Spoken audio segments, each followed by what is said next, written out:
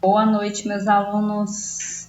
Boa noite, bom dia, boa tarde, não sei o horário que vocês vão estar assistindo esse vídeo. E eu vou estar falando aqui da aula 3, né, que ficou faltando, daquele segundo tópico que nós fizemos a aula ao vivo, e ficou faltando esse tópico aqui do trabalhador autônomo, avulso, voluntário, temporário e terceirizado, tá? Pessoal, nós já conversamos sobre os dois tipos de relações as relações de trabalho, né? Nós temos, na verdade, diversas relações de trabalho. Então, relação de trabalho, ela engloba toda e qualquer modalidade de exercício profissional, tá? E nós vamos diferenciar relação de trabalho da relação de emprego. Porém, a relação de emprego, ela está inserida na modalidade de relação de trabalho, tá? Então, aqui nós vamos falar de modalidades lato sensu do trabalho, tá? Especificamente. Então, nós temos ali, primeiramente, trabalhador autônomo, né? Trabalhador autônomo. Ele é prestado, né? É um prestador de serviços que atua como seu próprio patrão. Então, o trabalhador autônomo, nós temos comum aqueles trabalhadores que eles não têm vínculo com o cliente. Ou seja, ele não tem, a pessoa que ele presta o serviço, ele não tem qualquer tipo de subordinação. Então, um trabalhador autônomo, por exemplo, a gente pode citar aquela pessoa que, o eletricista que vai na sua casa, o encanador, o pedreiro, né? Então, ele não está subordinado, né, ao cliente. Ele presta o serviço de forma, né, independente. Então, aqui, o que eu anotei no material de vocês é justamente essa questão, né? A ausência de subordinação e também pessoalidade, né? Dependendo do tipo de trabalho, por exemplo, você contrata um pedreiro para fazer uma obrinha na sua casa, beleza, você contratou ele, mas pode ocorrer dele contratar um outro pedreiro para vir e fazer a obra na sua casa. Por quê? Porque também não há exigência de pessoalidade da pessoa que exerce esse trabalho autônomo, né? Então, olha lá, especificadamente a gente colocou um conceito, né? Trabalhador autônomo é aquele que realiza o serviço sem subordinação jurídica. A autonomia traduz a noção que o próprio prestador é que estabelece e concretiza cotidianamente a forma de relação dos serviços que passou a prestar. Então, o próprio nome já diz, ele tem autonomia, ele que direciona a prestação de serviço, né? Então, nós temos aí vários exemplos, né? Coloquei ali a empreitada, né? Motoristas autônomos, por exemplo, que só prestam serviço ali de frete, né? Então, todos esses são trabalhadores autônomos. Temos os autônomos também em específico, a gente vai estar vendo. Por exemplo, eu sou uma trabalhadora autônoma, eu sou uma advogada, eu presto serviços jurídicos. Tem trabalhadores autônomos, por exemplo, os dentistas, médicos, né? Todos eles.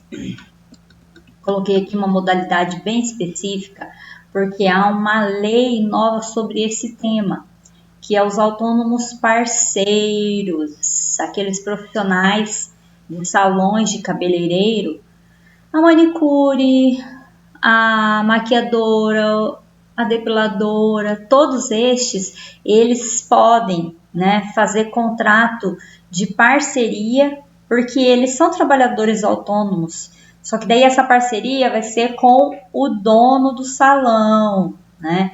E essa nova lei, né, 13.352 de 2016, ela regulamentou o exercício dessas profissões, porque realmente não existe, na verdade, uma subordinação, né, destes trabalhadores que trabalham em salões para com os proprietários, né? Na maior parte das vezes se trabalha por comissões, ou seja, se você atende um cliente, você recebe parte como comissão.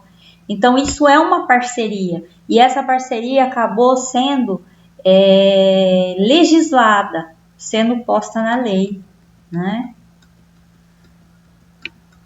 Trabalhador avulso, né? Então nós temos aí o avulso. O avulso, nós temos duas modalidades de avulso. Nós iremos estar tratando agora inicialmente o avulso portuário, que é o pesadelo dos alunos, né? Ficar gravando lá as modalidades de exercício das funções dos trabalhadores avulsos, né? Porque eu pedi na prova isso. Mas é importante porque realmente essas coisas assim complexas para você diferenciar funções, o nome, o que é cada função, lá estiva, bloco, capatazia, é importante porque isso aí geralmente serve só para cair em prova. Cair em prova aqui na universidade, cair em prova na OAB, cair em prova do concurso. Então, é importante você estar atento a isso, tá? Então, essa característica do trabalhador avulso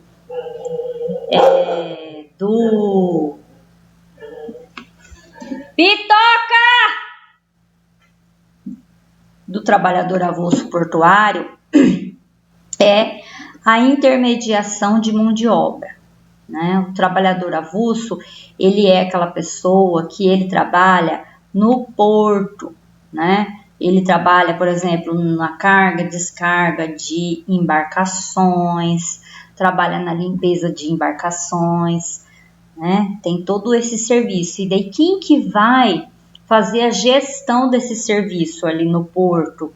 Quem que vai organizar a gestão desses serviços?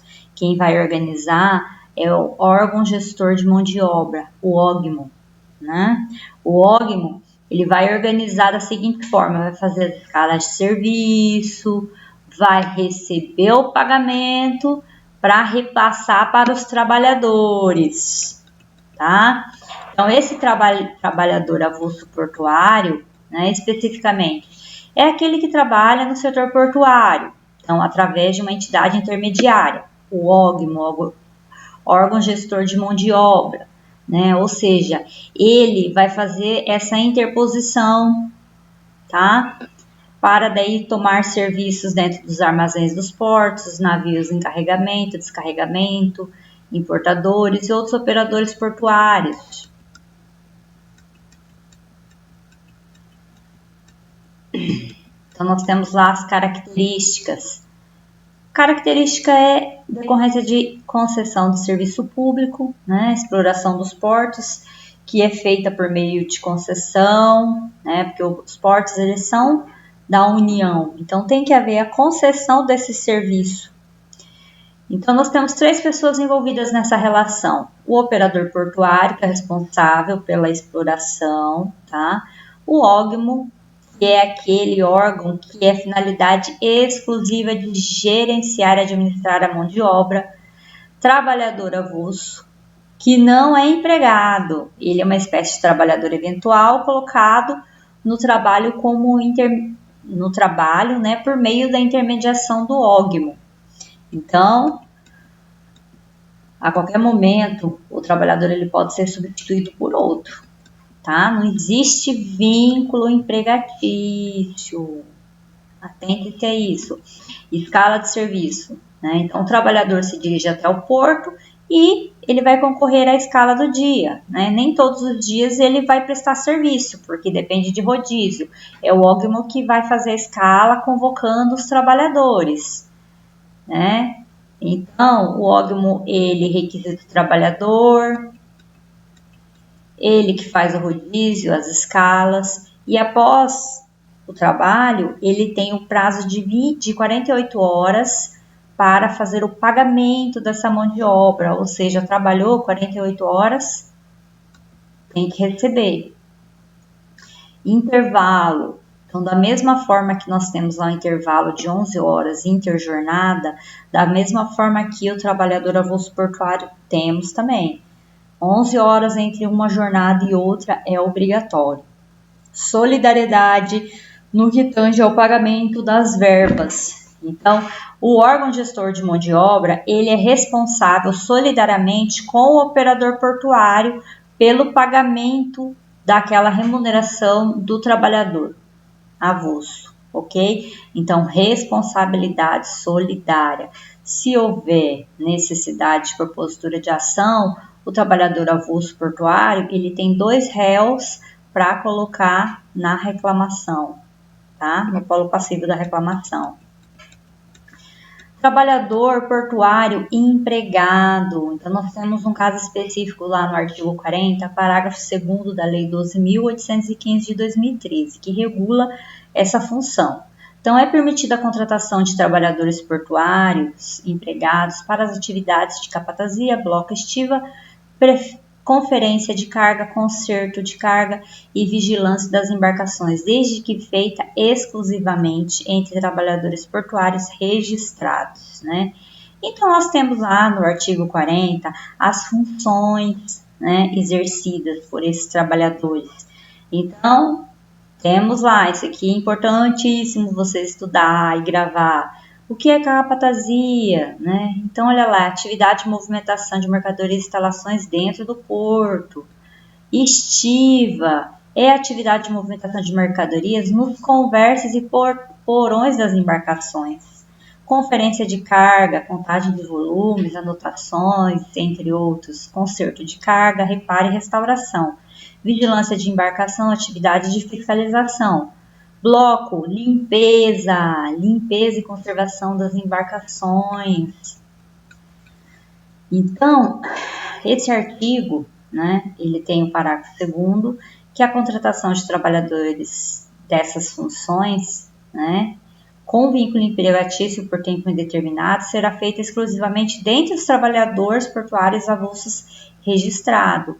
Então, é claro, o órgão gestor de mão de obra, ele tem uma lista lá dos trabalhadores avulsos portuários e dentre eles que vão ser escolhidos aqueles que serão contratados como empregados para fazer essas funções específicas. Temos também trabalhador avulso não portuário. Então, é considerado trabalhador avulso não portuário aquele cuja atividade não é intermediada pelo órgão gestor de mão de obra, tá? Então, esse daqui já é aquele trabalhador de dentro da cidade, tá? Então, na cidade, se tiver locais, né, onde houver a necessidade desses trabalhadores avulsos, eles serão organizados por meio do que? Do sindicato da categoria. Então, o sindicato que vai organizar, né, fazer tudo aquilo que o órgão gestor de mão de obra faz no avulso portuário e organizar da mesma forma que, né, no avulso não portuário. Trabalho voluntário. O que é importante aqui, gente? Trabalho voluntário. Você presta um serviço e você não tem contraprestação. Então, dos requisitos lá da relação de emprego não tem, que é a onerosidade. Você não vai receber por esse trabalho. A única coisa que é importante atentar à lei é a seguinte situação. Que somente haverá, por exemplo, uma restituição de despesas se estas forem autorizadas pela entidade a que for prestado o serviço voluntário, tá?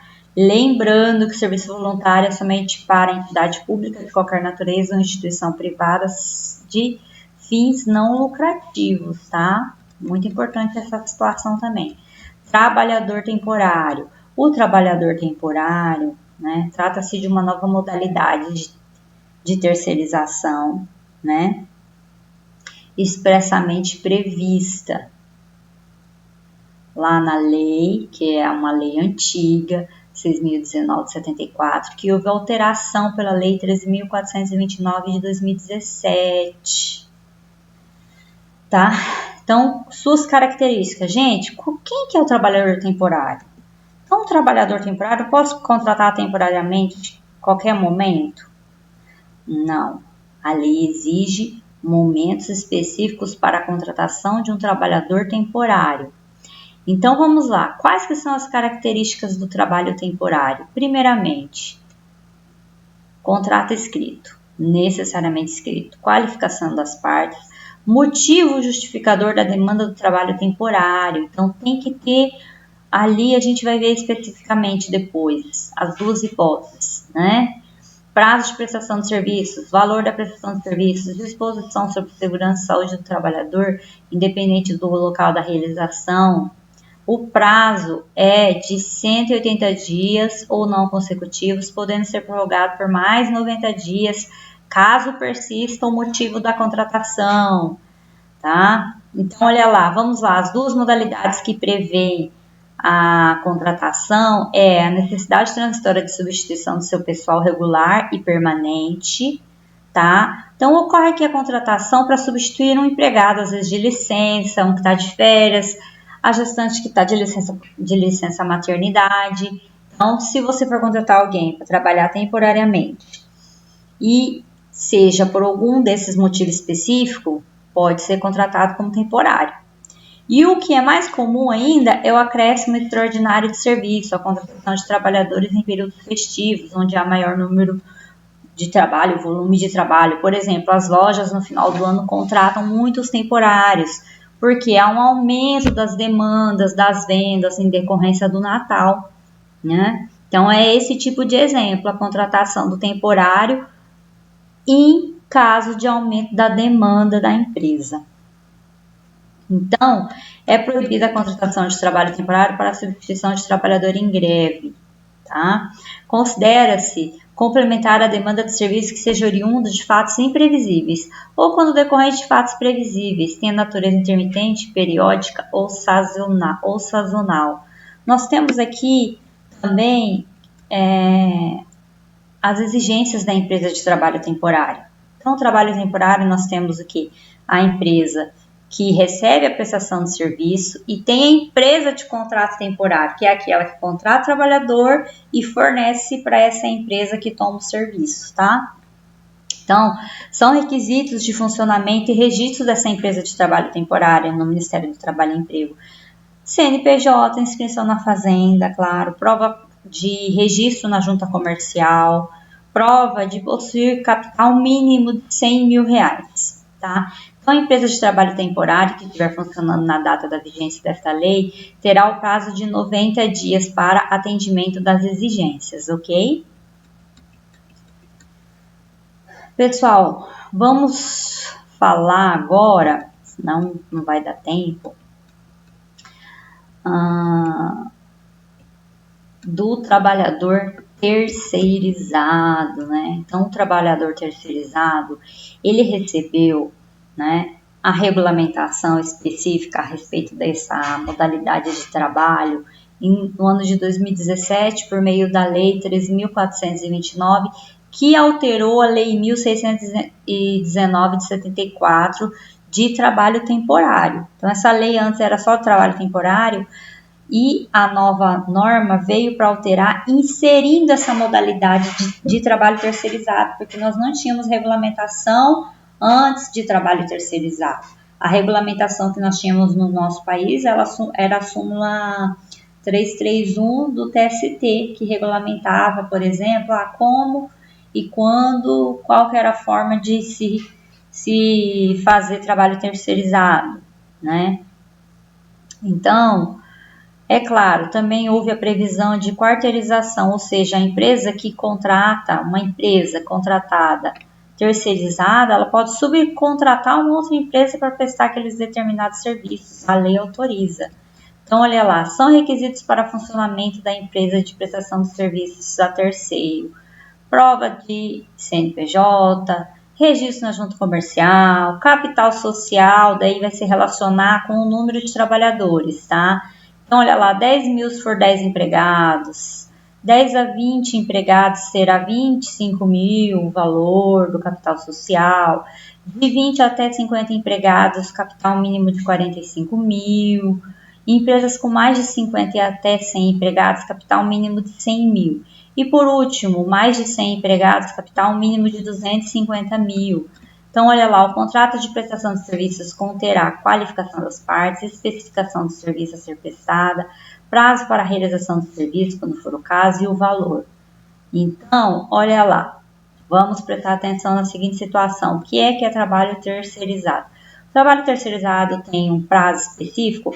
Depende, porque, por exemplo, tem empresas públicas, por exemplo, um estado, o fórum, por exemplo, ele faz a contratação de determinadas empresas para prestar serviços terceirizados, de um serviço, por exemplo, de limpeza, né?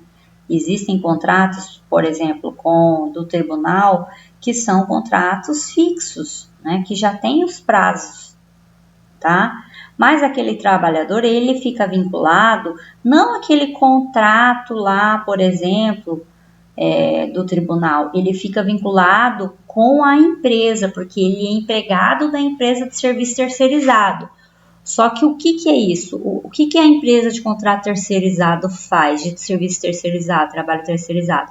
Na verdade, é uma empresa específica que contrata pessoas para colocar essas pessoas trabalharem, prestarem o seu serviço em outras empresas. É isso, tá? Muito se questionavam antes, muito se falava antes na questão da atividade fim. Hoje a legislação, ela limitou, ela falou em atividade fim, atividade meio, quando que pode terceirizar, quando que não pode? Não. De regra, pode-se terceirizar todas as funções de uma empresa, tá? Então, aqui, o que é importante a gente comentar é essa questão aqui da discriminação em relação aos trabalhadores da empresa contratante. Então, nós temos aqui uma controvérsia, não é nem controvérsia, é uma questão discriminatória mesmo. Por exemplo, na lei do trabalhador temporário, quando ele cita o trabalho temporário, ele, ao invés de colocar, por exemplo, poderá, ele coloca deverá. Então, por exemplo, se você é um trabalhador terceirizado, a empresa poderá estender ao trabalhador, né, o atendimento médico ambulatorial e de refeição destinado a seus empregados, se terceirizado. Se você for temporário, o contratante deverá estender. Então, por que se diferenciou o trabalhador terceirizado do temporário? Não há razão, né? É discriminatório. Responsabilidade subsidiária do tomador de serviço. Então, assim, a empresa contratante subsidiariamente é subsidiariamente responsável pelas obrigações trabalhistas, tá? Referente ao período em que ocorrer a prestação de serviço. Mas nós temos um caso específico, por exemplo, com a administração pública, né? Então, é assim, a administração pública, ela só vai ser responsabilizada se ela deixar de fiscalizar os pagamentos, ok? Se ela deixar de fiscalizar, se ela for omissa, ela vai ser subsidiariamente responsabilizada também. Agora, se ela fiscalizou, prestou todo, vamos dizer, fez todos os pagamentos em dia e o problema foi a empresa que não fez o repasse, né? Aí a empresa de serviço público não vai ser responsabilizada, tá? Então, nós temos isso, pessoal, lá na súmula 331, contrato de prestação de serviços, né? Então, olha lá, os integrantes da administração pública, direta ou indireta, respondem subsidiariamente nas mesmas condições do item 4, caso evidenciada a conduta culposa no cumprimento das obrigações da Lei 866, especialmente a fiscalização do cumprimento das obrigações contratuais e legais da prestadora de serviço como empregadora. A aludida responsabilidade não decorre de mero inadimplemento das obrigações trabalhistas assumidas pela empresa regularmente contratada. Então, é isso, somente se ela deixar de fiscalizar. Se ela fiscalizou e mesmo assim a empresa que é de terceirização não efetuou o pagamento dos trabalhadores, ele vai ser responsabilizado sozinho pelo pagamento desses trabalhadores. Ok? Era isso que eu tinha para esse tópico. Até a próxima aula.